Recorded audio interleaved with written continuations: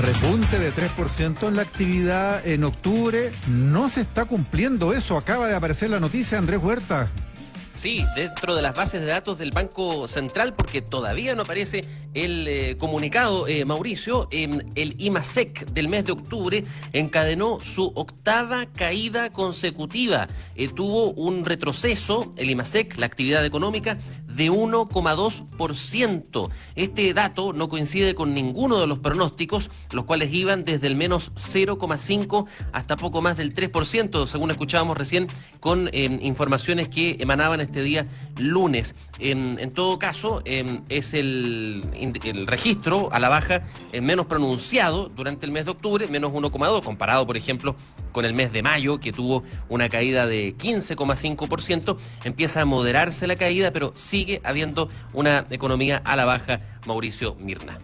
Nos quedamos en la duda, Andrés, solamente por lo que tú apuntas, el que falta el comunicado, a ver qué más dice el Banco Central. Es curioso porque siempre está puntualísimo a las 8:30. Tenemos un dato, A ver. Porque dentro de lo que se había anunciado oficialmente, el Banco Central iba a presentar un comunicado de un formato nuevo, mucho más detallado en los sectores económicos. No hemos tenido oportunidad de verlo, lógicamente, muy hermético el ente emisor, pero podría asemejarse, para quienes lo revisan mensualmente, a los datos del INE, con cuadros, con gráficos, con separación estadística, ¿no?, de cada uno de los sectores. Eso todavía no aparece, debido a que debemos ser muchos, ¿no?, los que estamos haciendo F5 hasta ahora en la página del Banco Central. Exactamente, buscando actualizar la información. Ya, tú nos cuentas, Andrés, si hay novedades. Sí, gracias. Estamos al habla. Eso. Gracias, Andrés. Y 8:36 minutos. 8:36 minutos. ADN. Sí, y vamos entonces a tomar contacto de inmediato con el ministro de Economía, Lucas Palacio. Lo tenemos ya en la línea. Ministro, buenos días. Buenos días, Mauricio Hoffman y Mirna de Chile. ¿Cómo están? ¿Qué tal? Muy bien, tal? gracias por atender nuestra llamada. Y nos permite, ministro, preguntarle al tiro si usted tiene más noción del dato, porque se generó en el comienzo de la semana, ayer mismo, mucha expectativa porque hay indicadores sectoriales, producción manufacturera, comercio, minería, que fueron datos positivos los de octubre. Entonces eso es lo que permite siempre calcular cómo viene el IMASEC general del mes, en el mes respectivo. Ahora estamos hablando de octubre. ¿Qué datos tiene usted? Sí, bueno, ayer hubo muy buenos datos sectoriales, también en producción industrial, y también las expectativas. Hemos visto que hoy salió en publicadas las expectativas empresariales positivas, y bueno, este es un año un poco extraño, Mauricio, porque normalmente lo que hace el IMASEC es que recoge la estacionalidad que existe parejo en todos los años. Y este año, por lo que hemos vivido, se rompe la estacionalidad, y es por eso que es importante el dato del crecimiento económico respecto del mes anterior, el desestacionalizado.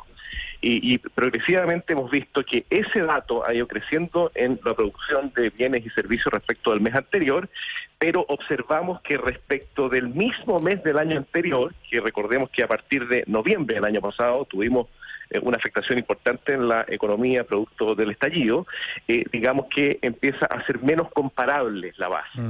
Así que hay que esperar a ver cómo vienen las cifras, pero yo lo que me quedo es que progresivamente respecto del mes anterior, en este año que es un poco raro, digamos que se ha roto la estacionalidad de nuestra economía, vamos por un buen camino porque se están generando empleos, se está retomando la actividad y se están de nuevo incorporando nuevas áreas de la economía que habían estado congeladas. Acaba de aparecer el comunicado del Central, ministro Palacios, y efectivamente confirma lo que Andrés Huerta, nuestro compañero, nos anticipaba. El IMASEC, en la comparación tradicional, ya que usted hace la diferencia, con el mismo mes del año anterior, cayó en 1,2%. ¿Queda claro? Entonces, esto frustra un poco porque se esperaba que fuera una primera cifra positiva en muchos meses. Y además, en la serie desestacionalizada, que es la que usted releva, como que es la que ahora estamos viendo mucho porque queremos ver cómo va la marcha mes a mes, también tuvo una disminución de 0,5% respecto del mes precedente.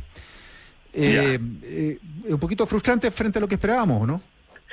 Respecto del mes anterior, yo hubiera esperado una cifra positiva. Respecto del mismo mes del año anterior, hay que ser un poco más cauteloso, porque todavía el mismo mes del año anterior no se había visto afectado por el estallido, por lo tanto, la base de comparación sigue siendo muy alta. Ya, pero el mismo mes, perdón, pero el mismo mes Perdón, ministro, de la interrupción, pero en octubre del año pasado ya tuvimos un bajón, el estallido se hizo notar al tiro. Entonces la base de comparación... No al tiro.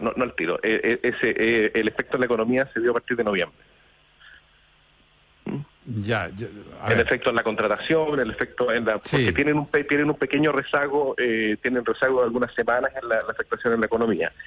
Claro, se vieron afectados algunos servicios, por ejemplo, servicios o atenciones presenciales en algunos sectores específicos, pero el impacto en la economía se dio a partir de noviembre. Sí, pero y pero ese en podría octubre, llegar a en ser- octubre del 2019 el IMASEC cayó en 3,4% y fue como un bajón, así. Sí, pero veníamos con un crecimiento muy fuerte en los meses anteriores. Entonces, por eso te digo que la comparación estacional es necesario que para que sea correcta es necesario que siga un mismo patrón todos los años. Y lo que hemos visto es que se ha roto. Ahora, evidentemente yo hubiera estado mucho más contento con un IMASEC positivo, tanto respecto del mismo mes del anterior como desestacionalizado. Sí, estamos trabajando fuertemente para que se vaya recuperando la economía, porque tenemos muchos empleos que recuperar y tenemos que siempre ir por delante de lo que son las expectativas, lo cual en este caso no se cumplió. Sí, estamos conversando con el ministro de Economía, Lucas Palacios. Ministro, mientras tanto, usted analiza estas cifras. Lo decía también al comienzo, la confianza empresarial vuelve a subir, llega a su mayor nivel desde febrero de 2019. Aquí hay cifras, ¿no es cierto?, tanto de ICARE como de la Universidad Adolfo Ibáñez, que señala que subió 54,16 puntos en noviembre. También usted decía que había buenos índices en la producción industrial, etcétera. Pero, y aquí le pongo el pero porque pucha que está difícil la cosa, se viene, dice el ministro de Salud, una segunda ola, hay puesta una alarma importante, incluso se podría estar, digamos, evidenciando un rebrote o un aumento explosivo de casos en enero, y muchos se preguntan, ¿volveremos todo de nuevo al comienzo? Y todo esto ha sido, como Mauricio dice, que a mí me gusta decir, un veranito de San Juan. Bueno, lo que plantea el ministro de Salud es la madre de todas las batallas, porque todavía tenemos que vivir en modo COVID. Mirna, esto no ha pasado, estamos reactivando la economía, se han recuperado un tercio de los empleos que se perdieron producto de la pandemia, pero nos queda mucho trecho que recorrer. Y si es que tenemos rebrotes que impiden que nuevos sectores de la economía funcionen y que por lo tanto generen empleo, entonces estamos en una situación más compleja. Por esa razón es que hemos ido aplicando en cada uno de los sectores económicos que hemos ido habilitando protocolos. Me refiero a la construcción, restaurantes, hoteles, cines, circos, teatros, etcétera, todos los sectores de la economía, y todavía nos quedan otros por ir incorporando, pero todos con protocolos sanitarios que se deben respetar. Entonces, lo que hace el ministro de Salud es de alguna forma alertar de que esto no ha pasado, que es necesario que nos sigamos cuidando para evitar rebrotes. Ahora, si es que nosotros observamos cuál ha sido la estrategia, nosotros ya hemos tenido rebrotes en algunas regiones. Esa es la razón por la cual tenemos un plan paso a paso que se aplica en forma diferenciada región por región, dependiendo de sus propios indicadores por comuna. Es decir, y cuando tenemos esos rebrotes, entonces aplicamos una estrategia específica justamente para evitar que esos brotes se sigan multiplicando y se genere un impacto fuerte en la salud, en la economía y por lo tanto también en la vida de las personas. Entonces nosotros tenemos un plan que es diferenciado. Tenemos de alguna manera 16 países que están unidos por la cordillera de los Andes, y eso significa que en cada uno de esos países o en cada una de esas regiones tenemos una estrategia que se aplica el plan paso a paso en forma diferenciada. Ministro, solamente para precisar también, porque, a ver, con esta apertura de las fronteras y la proyección que se está haciendo de unos 300.000 turistas, que se les va a hacer un seguimiento, en fin, la segunda ola, bueno, de nuevo, ministro, ¿todo esto podría revertirse o usted está confiado en que se va a poder mantener justamente esa proyección de cierta, digamos, normalización de la actividad turística del país? Mira, cada paso que damos de mayor, digamos, libertad de apertura, lo tenemos que dar y lo hacemos con evidencia empírica científica de cuáles son las condiciones que tienen que aplicarse para que no se generen contagios. Donde hemos aplicado protocolos, donde hemos hecho seguimiento y fiscalización, no se producen contagios. Los contagios se producen Principalmente porque la gente se relaja, porque comparte con sus amigos, comparte con su familia sin los debidos resguardos y se generan focos de contagio. Es ahí donde tenemos que tener el mayor cuidado, sobre todo de cara al verano, que de suyo es una estación que es más relajada.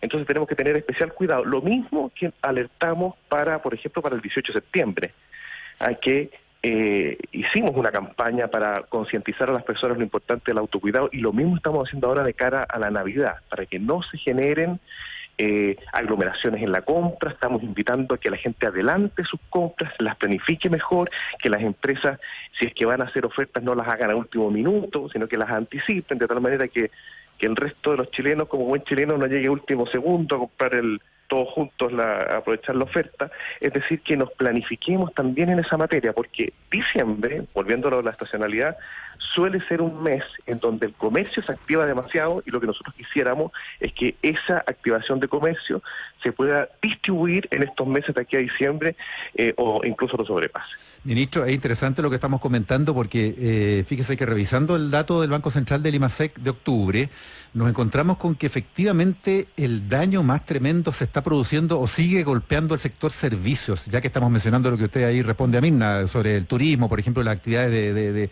ya de la temporada, porque efectivamente el Banco Central constata una disparada del comercio en octubre en 17%. Y buena producción en la minería y en la industria manufacturera. No así en la producción manufacturera de otros tipos de bienes, que es otra categoría y donde debe haber una miscelánea de cosas.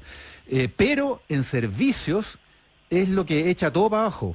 Y ahí está fundamentalmente el tema, déjeme revisar aquí el dato. En servicios fundamentalmente está la caída en restaurantes y hoteles, transporte y educación. Así es.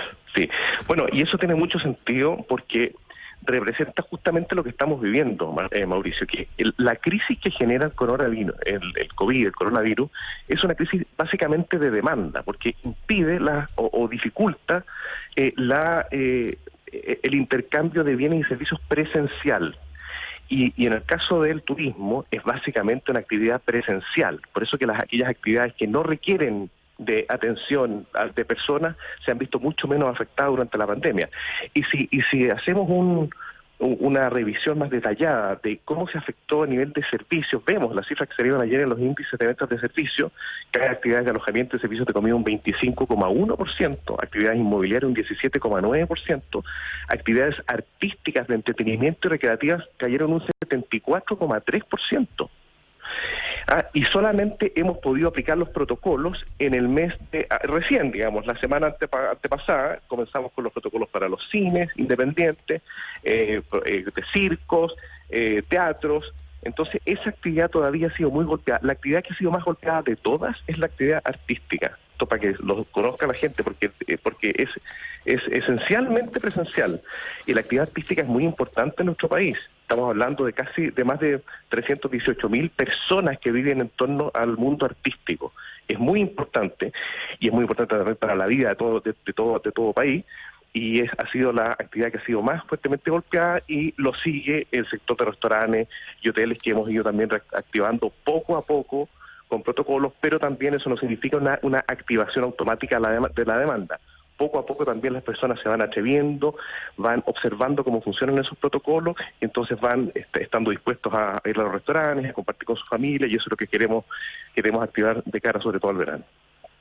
Sí, ministro, quiero pasarlo a otro tema porque ha estado en el debate de estos últimos días, y es la acusación que ha hecho de Felices y Forrados Gino Lorenzini directamente contra el presidente Sebastián Piñera y contra su hijo Sebastián Piñera Morel. ¿Cuál es la acusación? Fundamentalmente que esta triangulación que se produce, ¿no es cierto?, entre AFP, Habitat, Moneda Asset, que es el fondo de inversiones que maneja el fideicomiso ciego del presidente Sebastián Piñera, y la empresa ILC, que a su vez es la empresa matriz de Habitat, es decir, esta triangulación de traspasos de fondos que aparentemente, ¿no es cierto?, estaría, prohibido por ley.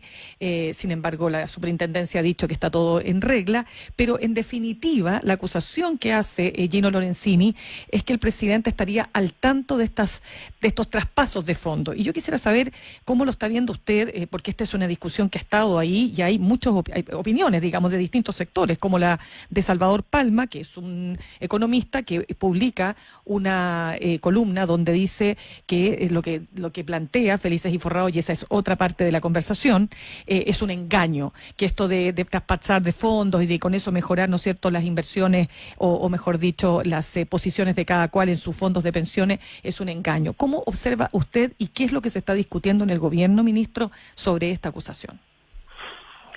Mire, de Felices y Forrados, esto es una falta de rigurosidad más, de las cuales acumula cientos en su historia de asesoría.